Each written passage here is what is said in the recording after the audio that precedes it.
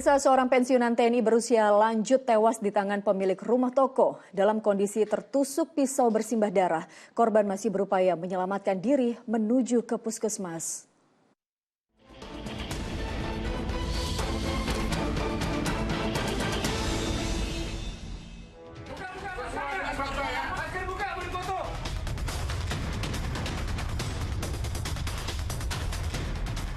Mobil pick-up yang terparkir di Simpang 5 Jalan Adiwarta, Lembang, Bandung Barat, Jawa Barat ini jadi saksi bisu tewasnya seorang purnawirawan TNI. Tubuhnya penuh luka tusuk berada di kursi kemudi. Penganiayaan, korban sempat meminta pertolongan, pergi dari TKP, kemudian kondisi tidak kuat sehingga korban tidak kuat minta pertolongan keluarga. Jenazah pria berusia 63 tahun itu kemudian dikebumikan dengan prosesi militer di Taman Makam Pahlawan TMP Cikutra, Kota Bandung. Sementara usai mendapat laporan, polisi dengan mudah membekuk tersangka pelakunya. Ia adalah seorang pria, anak pemilik ruko di Jalan Adiwarta. Motif pembunuhan ternyata sepele, hanya perkara parkir.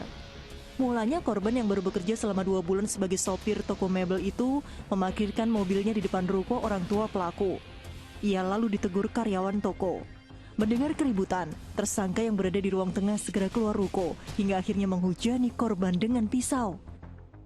Motif dari pelaku adalah ketersinggungan pada saat korban parkir di dekat rumah tersangka, terjadi cekcok mulut dan akhirnya terjadi penganiayaan yang mengakibatkan meninggal dunia. Untuk melengkapi berkas acara penyidikan, aparat pun menggelar rekonstruksi. Ketika melihat babak demi babak peragaan pembunuhan, seorang anggota keluarga korban jatuh pingsan.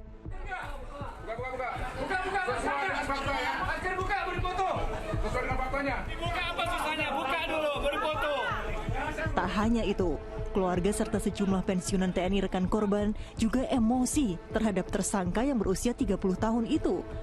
Reka ulang pun menyita perhatian warga, sehingga harus mendapat pengawalan ketat TNI Polri. Dalam salah satu adegan tergambar pula, dalam kondisi terluka di beberapa bagian tubuh, korban masih sempat mengemudikan kendaraan untuk meminta pertolongan ke pihak puskesmas. Namun mobil yang dikendarai pensiunan TNI dengan pangkat terakhir letkol itu kemudian menabrak truk yang berada di depan. Pada saat awal cuma terjadi perdebatan, kemudian dilakukan penyerangan oleh tersangka. Jadi memang dari perubahan fakta-fakta ini disebabkan karena adanya keterangan-keterangan yang diberikan berbeda dari awal. Namun percaya, setelah kita lihat juga dengan rekonstruksi kita laksanakan secara transparan, terbuka, profesional dan normatif sesuai dengan aturan hukum. Sehingga kita betul-betul melaksanakan penyidikan ini sangat objektif. Tak bisa meredam emosi hanya gara-gara parkir, membuat tersangka kini mendekam dalam jeruji besi. Ia terancam pasal berlapis tentang penganiayaan yang menyebabkan matinya orang dan pasal pembunuhan. Tim Liputan melaporkan.